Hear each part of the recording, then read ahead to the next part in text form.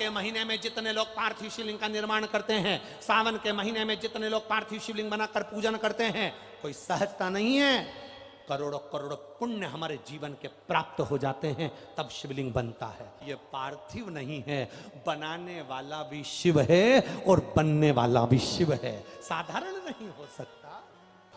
आप जब शिवलिंग का स्पर्श कर कर, हमने कई बार कहा है, जब आप लोग शिवरात्रि पर शिवलिंग बनाते हो, सावन के महीने में सोमवार को शिवलिंग बनाते हो, सावन के महीने में शिवलिंग बनाते हो, अधिक मास में शिवलिंग बनाते हो, हम कई लोगों को पहले भी कहे, आज भी कहते हैं, महाराज आप अपने हाथ से शिवलिंग बनाओ। ब्राह्मण देवता तो कहेंगे लाओ मैं बना देता हूं, नहीं, आप अपने हाथ से बनाओ। क्यों?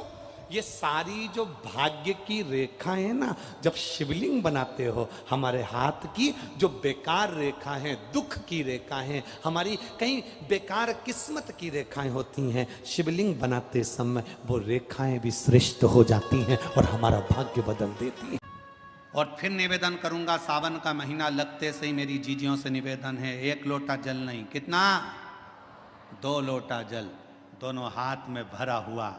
घर से निकलो तो 2 हाथ में हो, बाहर निकल कर भले फिर एक के ऊपर एक रख लो, मना नहीं, पर शंकर के मंदिर में जब पहुंचो, दोनों हाथ में जल हो और शिव जी के ऊपर दोनों धार एक साथ, बाबा के धार जल की 2 एक साथ लगना चाहिए और शिव जी से अपने मन की प्रार्थना करना चाहिए, शिव स्वीकार करें। का निर्माण करें।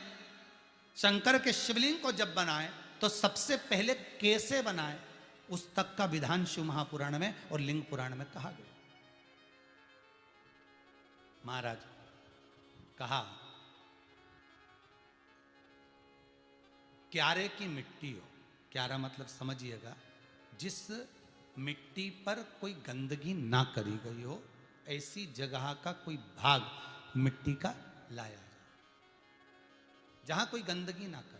की मिट्टी, क्यारे की मिट्टी मतलब जिस मिट्टी पर कोई गंदगी ना करी गई हो, ऐसी जगह की मिट्टी को लेकर जाए। और मिट्टी को लाने के बाद थोड़ा पानी का सींचन कर दें, अर्थात घर में लाएं तो उससे पहले मिट्टी को पवित्र करें। अपने घर में गंगा जल रखा हो, यमुना जल रखा हो, सरयू जी का जल रखा हो, उससे मिट्टी का सींचन कर दें। मान लो अगर ये जल नहीं भी है तो जल के अंदर थोड़ा सा इत्र डालकर मिट्टी का सींचन करें। अगर इत्र भी नहीं है तो जल के अंदर थोड़ा सा दूध डालकर मिट्टी का सींचन कर। दूध भी नहीं है तो एक बेलपत्री जल के अंदर डालकर उस पानी का सींचन कर। बेलपत्र भी नहीं है, पीपल का पत्ता डालकर उसका सींचन कर दें। पर मिट्टी पर घर में लाते से ही, ये नहीं कि मिट्टी आज लाए और तुमको शिवलिंग कल बनाना है, तो मिट्टी अगर 1 दिन पहले लाए हो, 2 दिन पहले लाए हो, 4 दिन पहले लाए हो, तो उसी दिन जल का सींचन होना चाहिए। ये नहीं कि जिस दिन बनाएंगे उस दिन सींचन होगा। मिट्टी पर पानी का छींटा, सींचन भले ज्यादा मत डालो, पर छींटा तो उस दिन लगा देना चाहिए जिस दिन घर में मिट्टी लेकर आए हो, जिस दिन लेकर। फिर भले तुम शिवलिंग 15 दिन बाद बनाओ, 8 दिन बाद बनाओ, 10 दिन बाद बनाओ, 3 दिन बाद बनाओ, पर उस समय पर मिट्टी का सींचन उस समय हो जाए। फिर कहा, जिस दिन शिवलिंग का निर्माण करो उस दिन प्रातः में अगर आप शिवलिंग बना रहे हैं तो ब्रह्म मुहूर्त में मिट्टी को गला दो।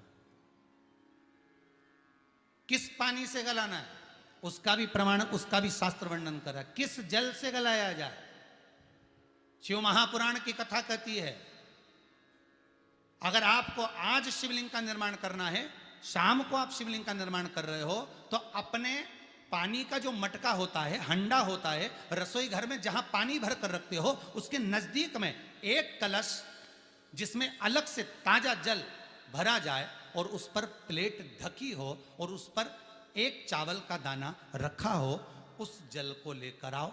थोड़ी देर रखा रहे, आधा घंटा, 2 घंटा, 3 घंटा, 15 मिनट, 20 मिनट, पर वो पानी वहां रखा होना चाहिए। रसोई घर में अन्नपूर्णा का निवास होता है, परिंदे के पास पितरों का निवास होता है, अन्नपूर्णा पित्र सब रसोई घर के भीतर विराजमान होते हैं।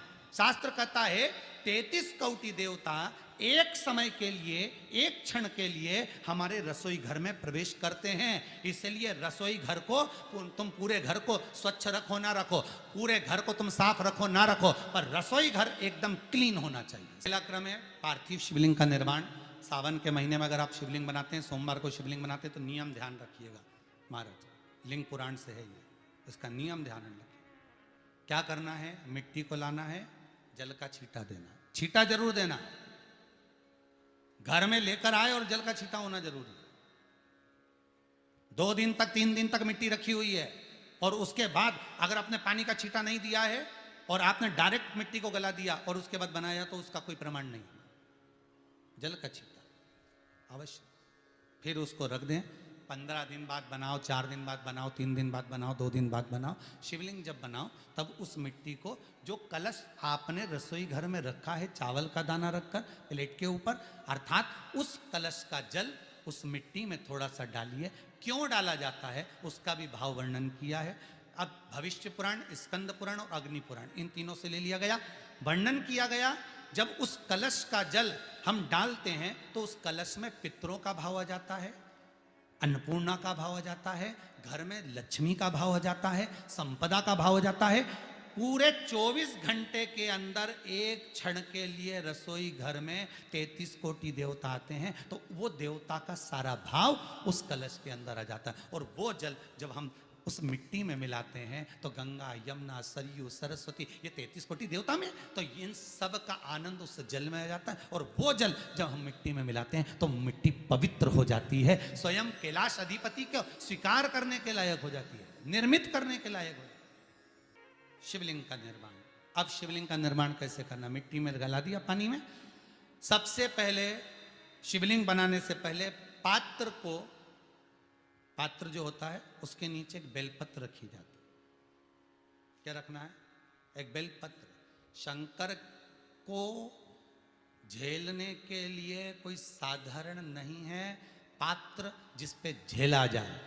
स्वयं गंगा शिव की जटा में, और आप शंकर के शिवलिंग का निर्माण कर रहे हो, कोई साधारण नहीं हो सकता। स्वयं आप विदेश्वर संहिता के अंतर्गत पढ़े कि ब्रह्मा और विष्णु, ब्रह्मा ऊपर जा रहे हैं, भगवान विष्णु नीचे जा रहे हैं, तो पता नहीं कर पा रहे कि यहां चरण कहां पर और शीश कहां पर है, उसको जान ही नहीं पा रहे।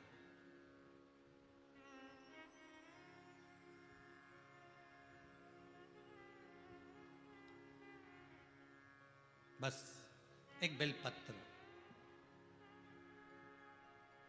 साधारण भाव में, बेलपत्र भी सीधा भाग, और इस बेलपत्र की जो डंडी है वो उत्तर दिशा में रखना है थाली के अंतर्गत। जब आप शिवलिंग का निर्माण करें, उत्तर, इसके ऊपर जो गलाई हुई मिट्टी है वो डाल दीजिए, और डालने के बाद सबसे पहले शिवलिंग का स्वरूप बनाना है। सबसे पहले नीचे की जलाधारी नहीं बनाना, क्या बनाना है, शिवलिंग का स्वरूप बनाना। बनाने के बाद उसी शिवलिंग के पास में और मिट्टी डाल लीजिए, फिर जलाधारी का निर्माण करें, फिर जलाधारी।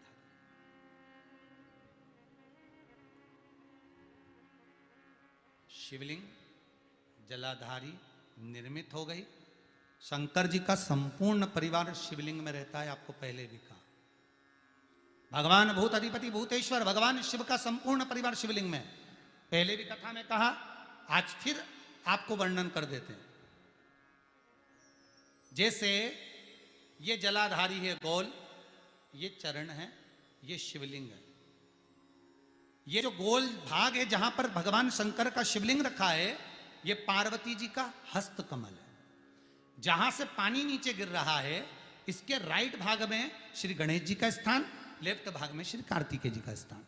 बीच में जो एक मोटी सी लाइन होती है जलाधारी में, वो पार्वती जी के सुंदर पुत्री अशोक सुंदरी का स्थान।